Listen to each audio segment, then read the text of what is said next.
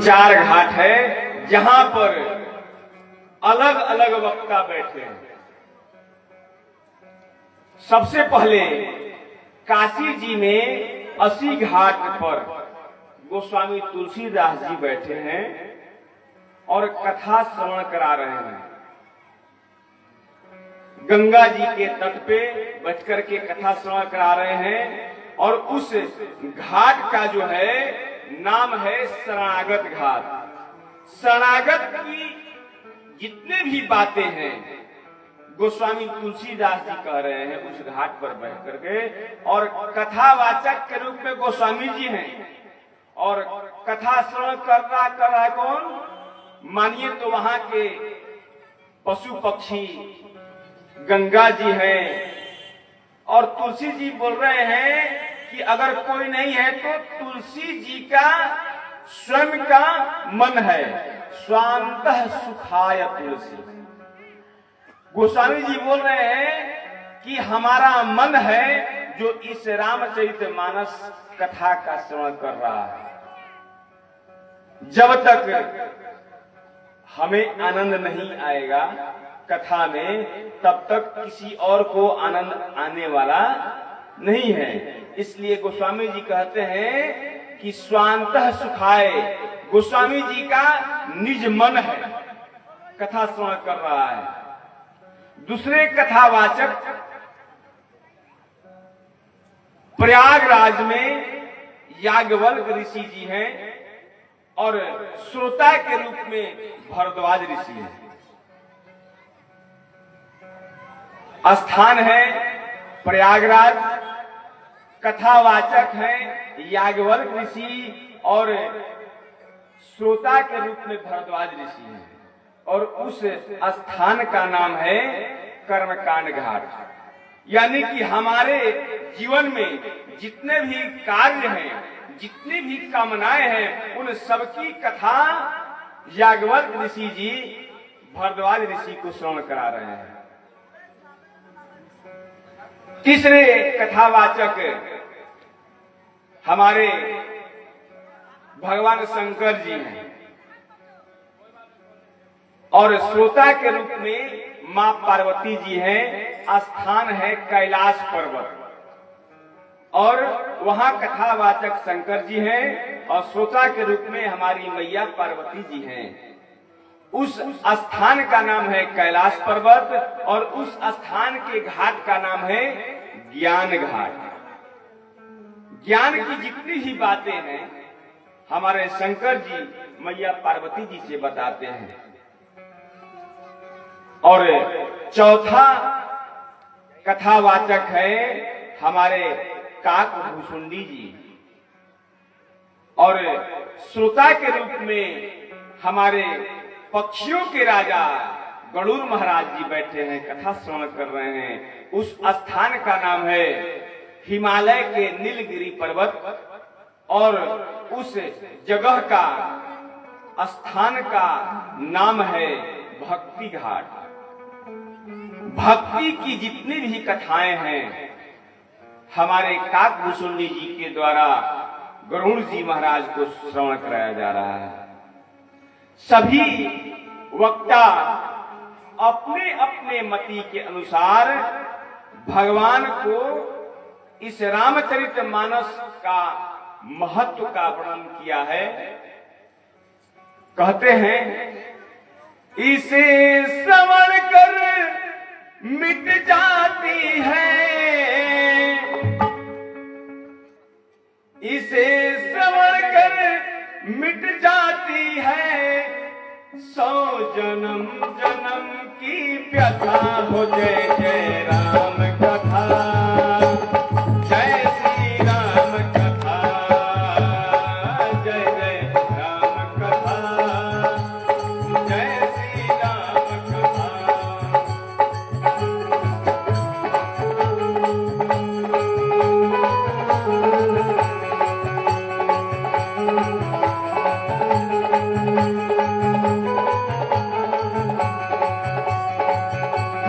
इसे श्रवण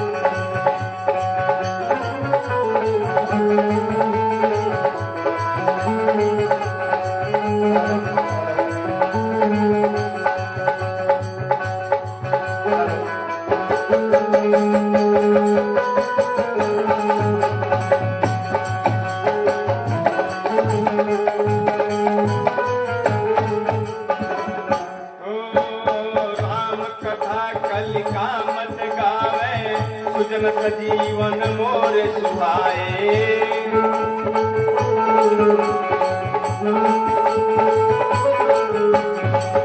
बुद्ध शाम सकल जन रंजनी, राम कथा कलि कल सब भंजनी।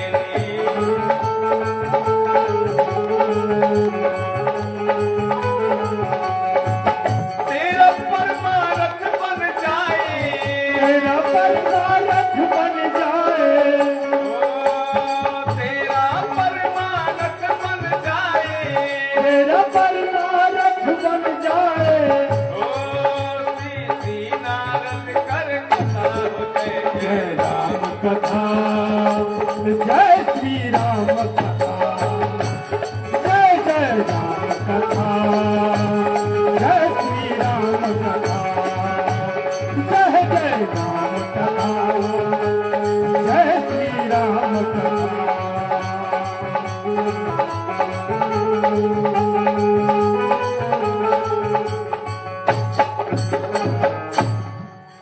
प्रेम से सियावर रामचंद्र भगवान की जय।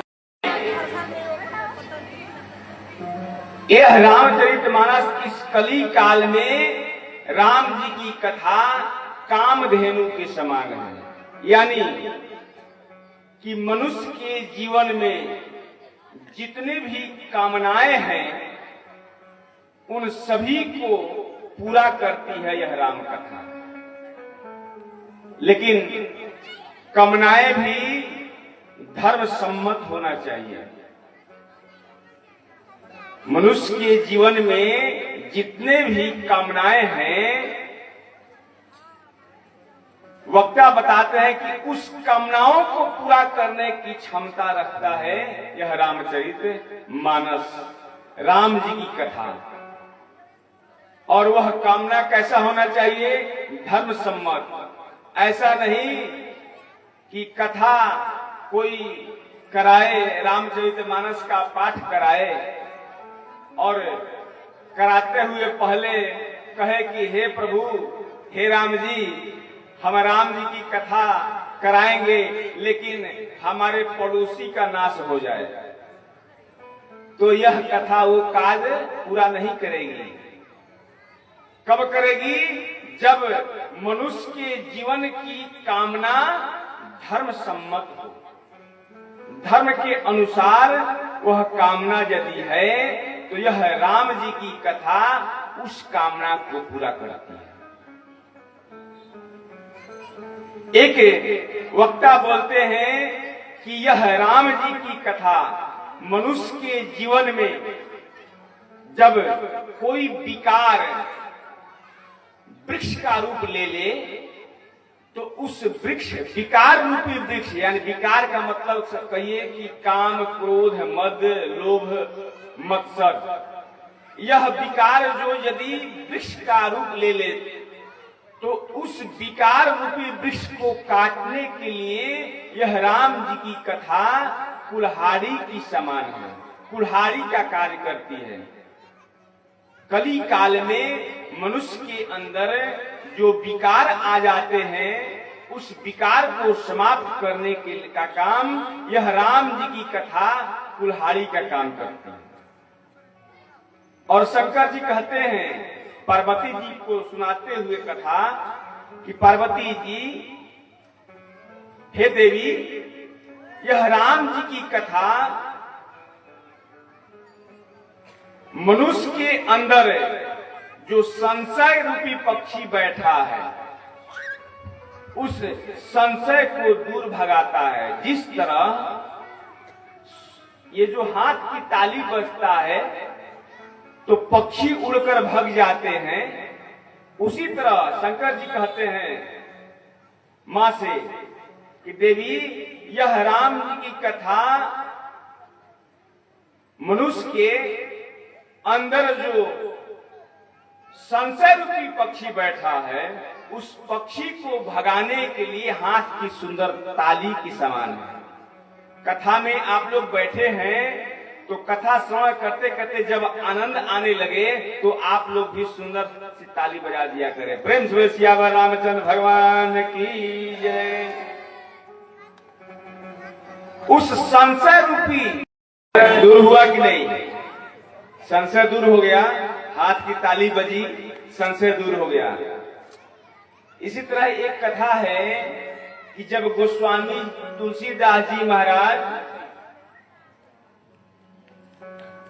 कथा जब गा रहे थे गंगा जी के किनारे 80 घाट पर बैठ करके, तो उनके आश्रम में 80 घाट पे आश्रम जिस आश्रम में बैठकर गा रहे थे कथा, उस आश्रम में एक श्रोता गंगा जी के पार से आते थे नित्य प्रतिदिन कथा श्रवण करने गोस्वामी जी के पास। नित्य प्रतिदिन आते थे और कथा श्रवण करने के बाद वह अपने घर लौट जाते थे नाव के द्वारा। नाव से आते थे और कथा श्रवण करने के बाद नाव से ही चले जाते थे।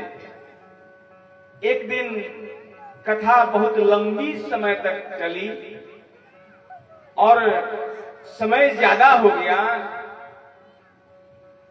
रात्रि ज्यादा हो गई, तो अब वह सोचने लगे कि कथा श्रवण करने में देर हो गया है, अब जाऊं तो मैं कैसे जाऊं, क्योंकि घाट पर कोई नाव था ही नहीं।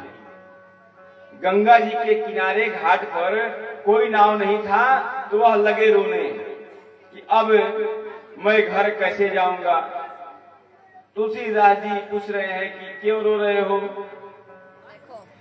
और वह श्रोता बोल रहे हैं कि मुझे घर जाना है इसलिए रो रहा हूं, कोई नाव है नहीं, मैं जाऊं तो कैसे जाऊं। तो घर क्यों जाओगे, यहीं रुक जाओ। घर किस लिए जाना है, आधी रात हो गई तो तुम यहीं सो जाओ, सुबह चले जाना। वह व्यक्ति गोस्वामी जी से बोल रहा है कि प्रभु नहीं, मैं जाऊंगा तो आज ही जाऊंगा और अभी जाऊंगा। गोस्वामी जी बोले कि ऐसा क्यों, क्या जरूरी आ गया कि तुम अभी ही जाओगे। वह आदमी बोला गोस्वामी जी से कि महाराज मैं यहाँ रहूंगा तो मुझे घर की चिंता सताएगी कि घर में कौन कौन है,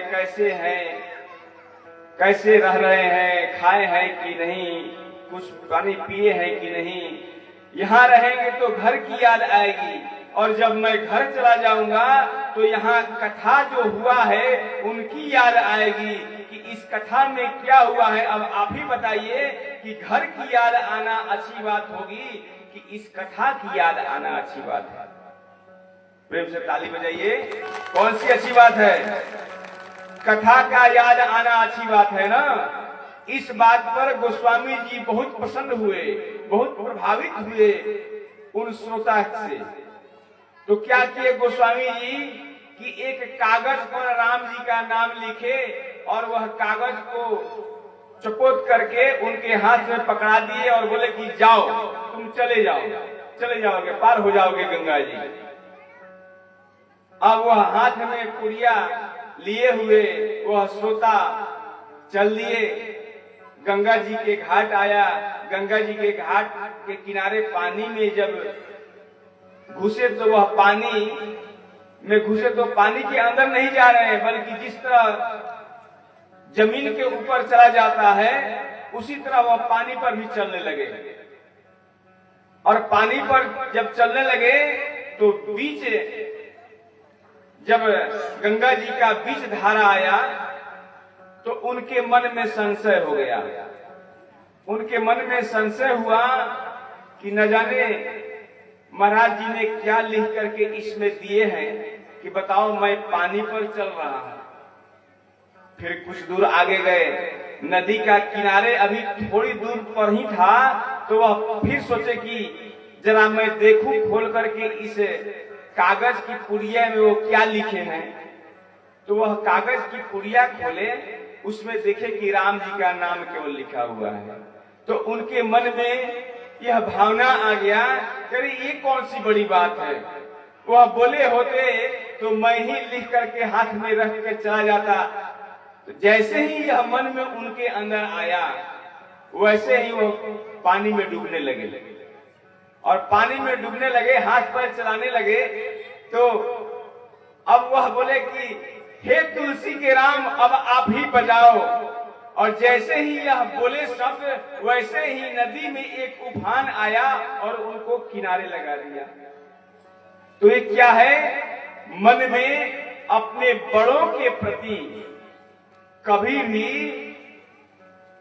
संशय नहीं करना चाहिए, स्पर्धा भी नहीं करना चाहिए, मैं कंपटीशन भी नहीं करना चाहिए। स्पर्धा का मतलब होता है कंपटीशन।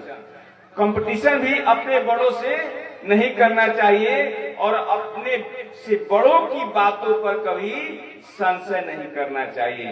इसलिए कहा गया है कि संशय जब मन में है, कहीं न कहीं जब संशय बैठा है, तो वह संशय रूपी पक्षी को दूर भगाने के लिए यह राम जी की कथा ही सुंदर ताली की समान है। प्रेम से बोले सियावर रामचंद्र भगवान की जय। शंकर जी बोल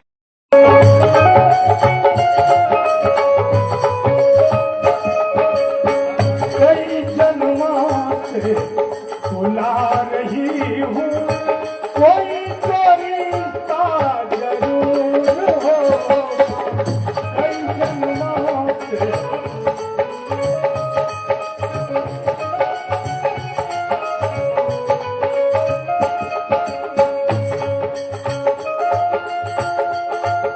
जय हो। मीठी मीठी ताली बजाते हुए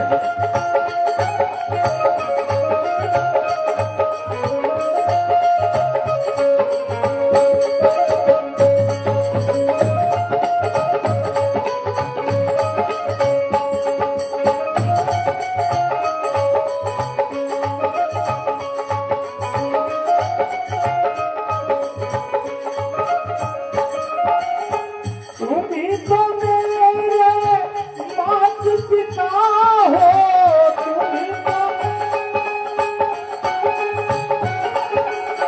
तुम्ही तो मेरे मात पिता हो,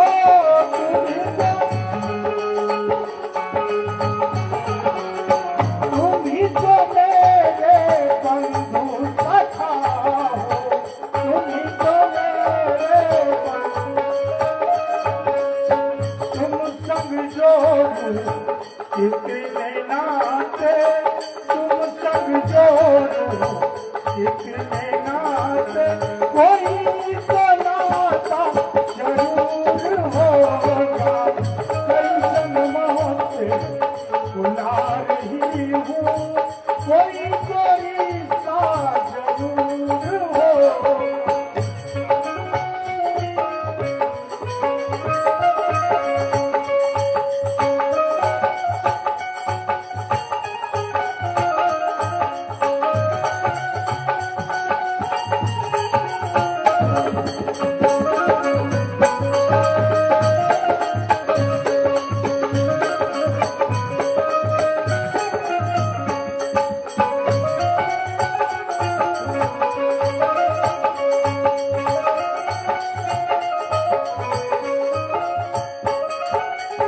तुम्ही तो मेरी आत्मा हो,